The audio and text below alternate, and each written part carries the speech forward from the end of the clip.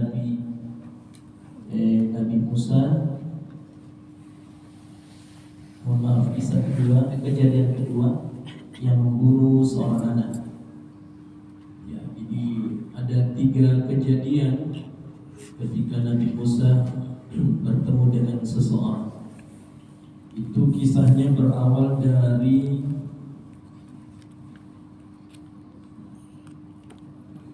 ayat 60, 61 ya, sampai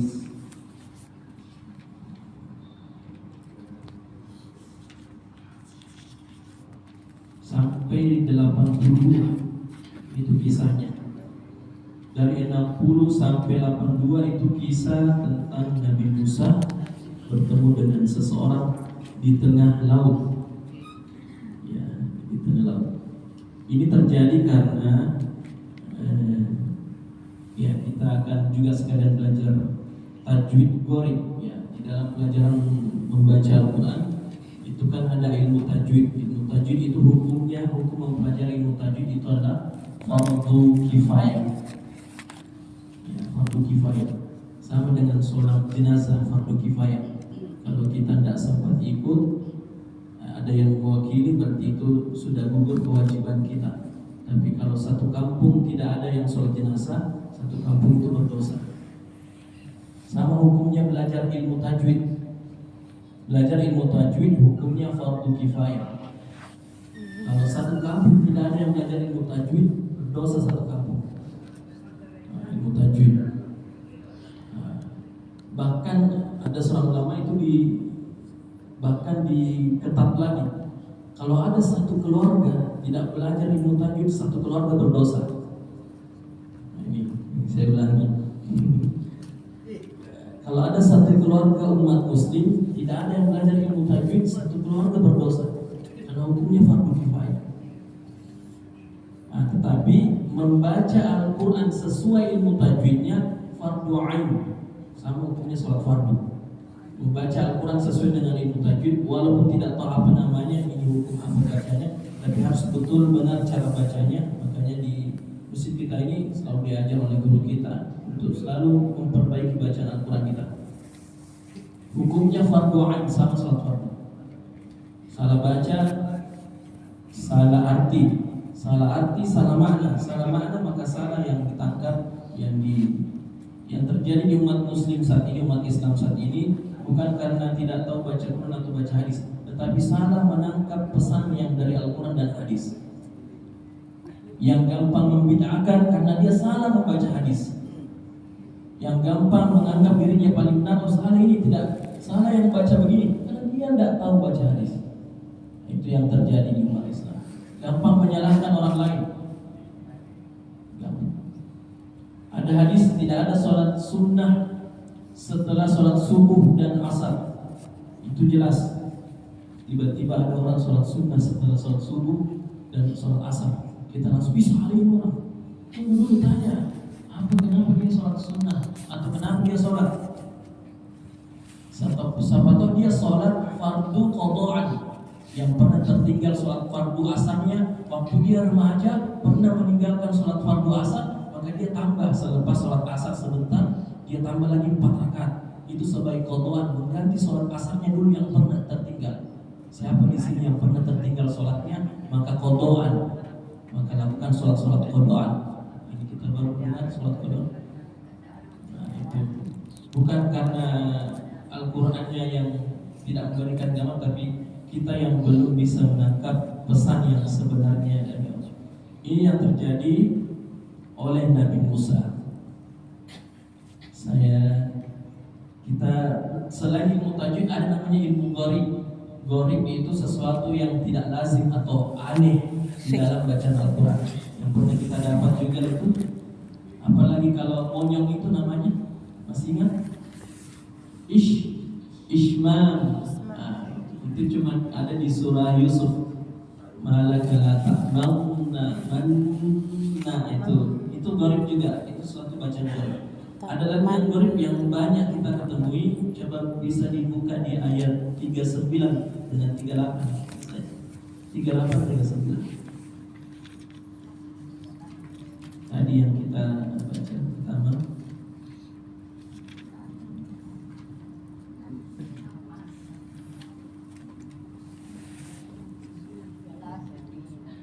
Di 38 itu di kata di kalimat lakinna itu ada mustadir apa mustadir bulat. Bulat Ada lonjong. bulat di atasnya lonjong. Ada di sudah dapat ayat 38. Sudah. Lakinna kalimat lakinna ada tanda di atasnya enggak? Ya. Ada bulat lonjong. Ya, itu cara bacanya bagaimana? Lakinna atau lakinna huwa yang pendek ya. Nah, itu ada tanda bulat lonjong itu artinya itu tidak dipanjangkan. Itu tidak dipanjang. Ya. Sama dengan di ayat 39-nya setelahnya. Ada lagi bulat seperti itu. Saya lupa apa nama bulat ini. Biasa anak santri tahu ini lebih tahu. Tanda sifir. Bukan. Ayat 39-nya di kalimat ana. Hukum dasar tajwid ketika bacaan panjang itu yang biasa disebut mat tabi'i, mat yang seperti mat asli, mat yang banyak kita ketemui. Itu ketika ada fathah ketemu alif pasti dibaca panjang satu ayunan atau dua harokat atau berketukan sama semua namanya. Ya, ketika ada fathah ketemu alif bacanya pasti a panjang. Ini ana tulisannya ya ana, tetapi harus dibaca pendek. Ya, kecuali kalau dia berhenti di situ. Kecuali kalau berhenti di situ tetap dibaca panjang satu ayunan. Tetapi ketika dibaca secara bersambung semua tulisan ana nanya dibaca pendek. Itu hukumnya dalam pelajaran ghaib. Semua tulisan ana nanya dibaca pendek. Jadi dibaca ana. Ini dalam ilmu tajwid. Dicoba digali dalam ilmu hikmah dan kaitannya dalam surah Al-Kahfi dan kaitannya dengan Nabi Musa, Masya Allah luar biasa. Hingga kenapa Nabi Musa diperintahkan nanti di ayat 60 sampai 80 berapa tadi itu? Ya 82 diperintahkan untuk oleh Allah SWT suruh cari orang karena di sini ana, ya, ini gara-gara ana. Ya, ana itu artinya saya, ya, artinya saya. Ya, di saat Nabi Musa menganggap dirinya pintar dan bahkan paling pintar, ya, ada perasaannya dia yang banyak mengetahui sesuatu, ditegur oleh Allah SWT untuk cari ada hambaku, cari di sana. Keterangannya di sini tempatnya. Sudah dikasih Nabi Musa, cari di situ tempatnya di sini. Ya. Ciri-cirinya itu tempat ya di situ orang yang hambaku jauh lebih pintar daripada kau. Itu ditegur ya. Jadi ini ada ana. Memang tulisannya panjang, tetapi dibaca pendek. Kita memang hati-hati dengan sifat ananiyah. Ada sifat ananiyah. Sifat ananiyah itu menganggap ini saya itu yang bisa, itu ananiyah itu. Saya itu kalau bukan saya itu ananiyah itu. Pelajaran tajwid mengajarkan kita ana yang jelas-jelas dibaca panjang dipendekkan. Ana itu seakan-akan Allah tegur kita, sifat ananiyah kita itu harus dihilangkan. Ananiyah menjadi saya. Ditegur Nabi Musa untuk cari orang yang untuk kamu belajar hikmah. Ya, di sini ada yang suatu yang menarik bahkan ajaib. Ketika sudah ditegur oleh Allah maka Nabi Musa berangkat dengan pembantu bahkan disebut itu muridnya. Ya. Kemudian berangkat naik kapal berdua. Di tengah di perjalanan pertama dia menemukan ikan. Dia mengambil seekor ikan dan itu menjadi nanti lauknya untuk dimakan. Ternyata ikannya itu kita bisa lihat, boleh dibuka ayat 63. Ini ayat 63 di situ ada di ujung ayatnya, wattakhadha sabilahu fil bahri ajaba. Ajaba itu ajaib, sesuatu yang aneh, ajaib, ajaba. Ikan yang tadi yang mau dimakan Nabi Musa ternyata itu sudah lompat di luar. Fil bahri ajaba. Saya coba baca keterangan penjelasan di hadisnya. Itu caranya, itu ikan berdiri di tempatnya, kemudian dia lompat di pinggirnya kapal, kemudian dia kelilingi kapal, berdiri itu ikan, baru dia kelilingi kapal, baru lompat ke laut. Itu yang dilihat oleh muridnya Nabi Musa, karena pada saat itu Nabi Musa tertidur. Nanti terbangun karena dia lapar, mau makan tadi ikan yang sudah didapat tadi itu. Nanti wa ma ansanihu illa syaitanan azkura. Saya lupa ya wahai Nabi Musa, saya lupa saya sampaikan ini karena syaitan menggoda saya. Saya lupa menyampaikan bahwasanya ikan yang tadi itu lompat dengan cara yang aneh. Kemudian qala zalika ma kunna nabghi. Ternyata itu petunjuknya. Apa kata Nabi Musa? Oh, itu di tempat di mana tadi itu jatuh ikan. Kembali putar haluan. Nah, ini murid saja kan tidak tahu. Ikut saja apa kan? Kembali putar haluan di mana tadi ikan itu lompat dengan cara yang aneh. Kembali fartadda ala atharihi ma qasasa fawajada 'abdan min ibadina. Setelah berputar balik ke tempat yang tadi, di tengah-tengah lautan ada batu besar. Ikan yang tadi sudah lompat di situ ternyata sudah balik di situ Nabi Musa. Fawajada 'abdan min ibadina. Nabi Musa menemui seseorang min ibadina dari hamba-hambaku, kata Allah. Jadi sudah ketemu dengan orang yang dimaksud oleh Allah itu lebih pintar daripada Nabi Musa. Karena sudah ditegur tadi, karena ada sifat ananianya tadi yang saya lebih pintar ini, saya jin yang bisa ditegur, maka disuruh ketemu dengan orang ini. Di sini tidak dikisahkan siapa orang itu. Kalau orang tua itu siapa yang pernah dengar kisah ini? Ketemu dengan siapa nih? Nabi Khidir. Tahunya dari mana Nabi Khidir? Dari kisah-kisah sebelumnya dari orang-orang. Kalau riwayat memang mengatakan ini mengatakan memang lebih cenderung memang ini Nabi Khidir. Tetapi banyak kisah orang-orang seperti Nabi Sulaiman. Nabi Sulaiman juga waktu meminta pasukannya siapa yang bisa pindahkan kerajaan Ratu Balkis di negeri Sabah yang perjalanannya bisa sampai 1 bulan itu. Perjalanan bisa berminggu-minggu sampai dari kerajaannya Nabi Sulaiman ke kerajaan ke negeri Sabah. Siapa yang bisa kasih pindah itu kerajaan pas di depan kerajaan itu diceritakan di dalam itu. Jin Ifrit, bosnya jin itu menyanggupi, saya bisa kasih pindah sebelum engkau berdiri dari tempat duduk. Tapi kata Nabi Sulaiman, adakah yang lebih cepat daripada itu? Berkatalah seseorang, ini juga seseorang min ibadina, itu juga dijelaskan Al-Quran. Saya bisa memindahkan kerajaan Ratu Balkis sebelum engkau mengedipkan mata. Langsung pindah. Ini seseorang juga. Ada riwayat yang mengatakan seseorang itu juga yang ketemui Nabi Musa. Orang itu yang ada di Nabi Sulaiman.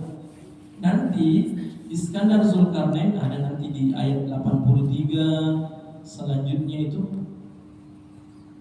Ayat-ayat selanjutnya itu tentang Zulkarnain, raja yang pernah sampai di tempat terbenam dan terbitnya matahari.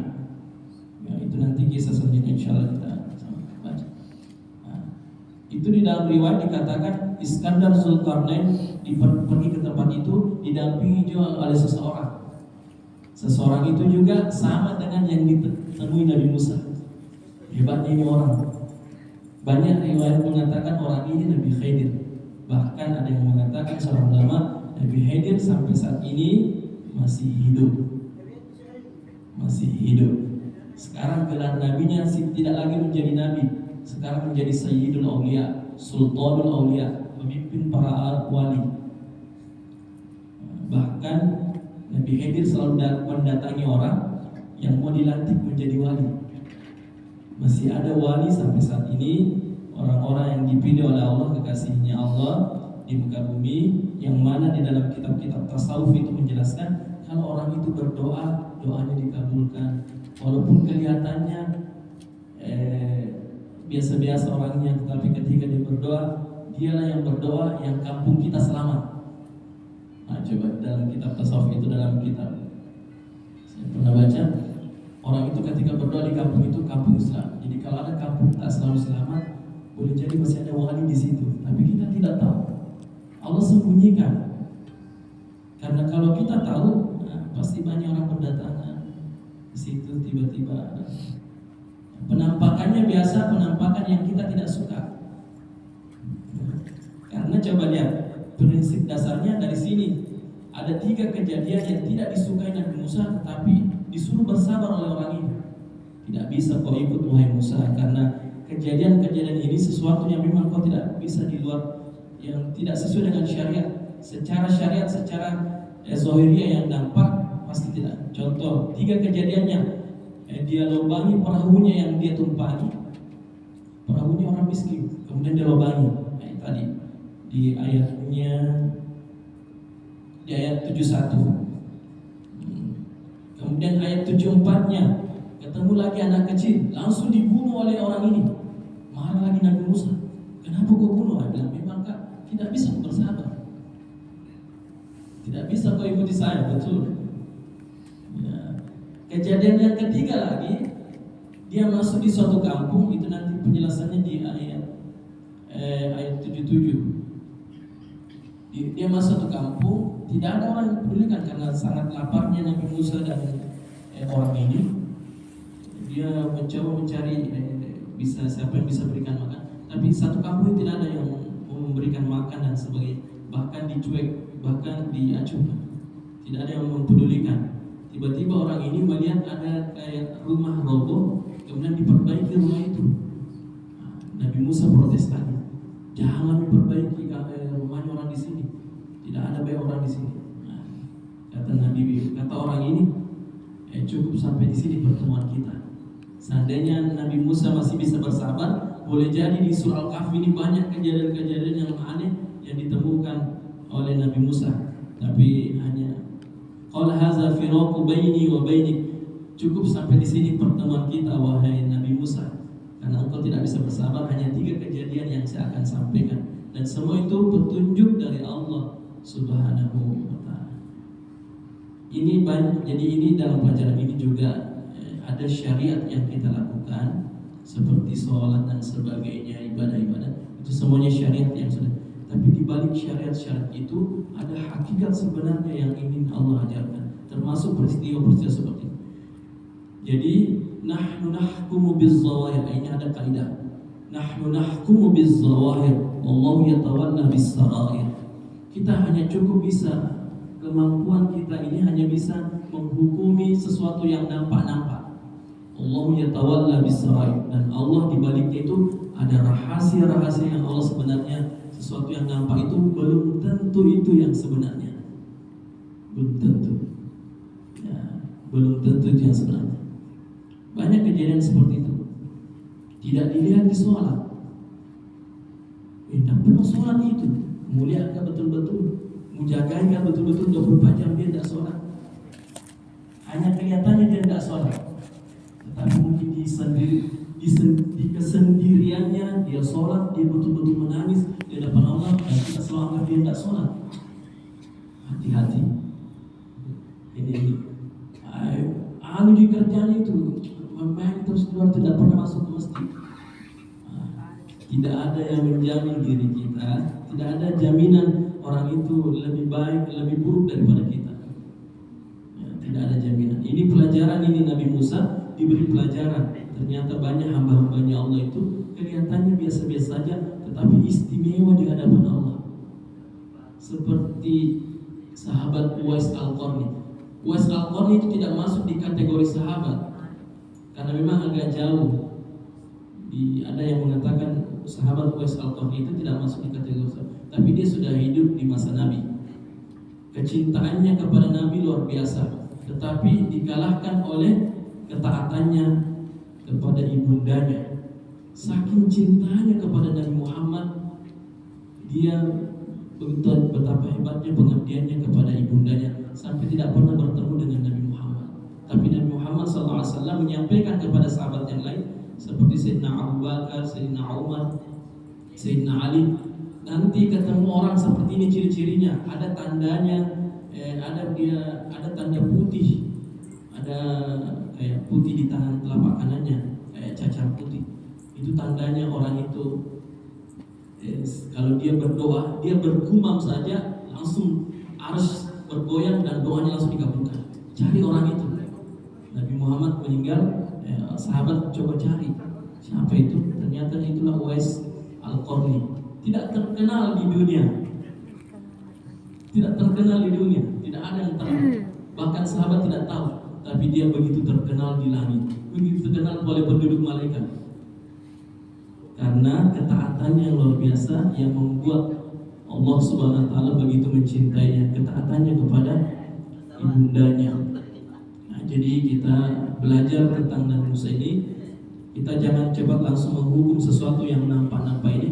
Boleh jadi di balik itu dia lebih dekat kepada Allah. Dia lebih hebat ibadahnya daripada Allah. Setiap dia sholat dia menangis. Pernah setiap sholat menangis gitu. Biarlah diri kita tahu kepada Allah SWT ketika kita sholat betul-betul menghadirkan diri kita di hadapan Allah. Ini saja yang sempat saya sampaikan. Semoga ada manfaatnya. Insya Allah kita kembali diberikan oleh Allah kesehatan, afiat batin dan kesempatan untuk terus mengkaji ayat Al-Quran ini dan menggugah hati dan pikiran kita untuk bisa lebih semangat lagi belajar Quran, lebih semangat lagi mengaji